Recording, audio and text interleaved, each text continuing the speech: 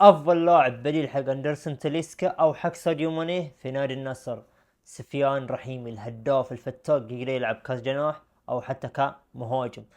بقول لكم بس احصائيات سفيان رحيمي هذا الموسم سواء مع المنتخب المغربي او مع نادي العين الاماراتي، تتكلم عن 45 مباراة، 34 مساهمة تهديفية ما بين الصناعة والتسجيل، مسجل 27 هدف، مصانع 7 أهداف، أكثر من سجل في دوري أبطال آسيا، أكثر من سهم في دوري أبطال آسيا، أكثر من سجل في دوري مع الفريق، ثالث أكثر من سهم في الدوري مع الفريق، وسجل في تصفيات كأس العالم، وسجل في الأولمبيات. تتكلم عن مهاجم فتاك أو كجناح فتاك أو حتى كمهاجم، إنه ضد النصر وضد الهلال شفنا في آسيا يلعب كمهاجم بدل لابا كوجو. هذا اللاعب هو اللي يصلح تجيبه كجناح بديل الاندرسون تاليسكا، ويلعب كجناح أيمن.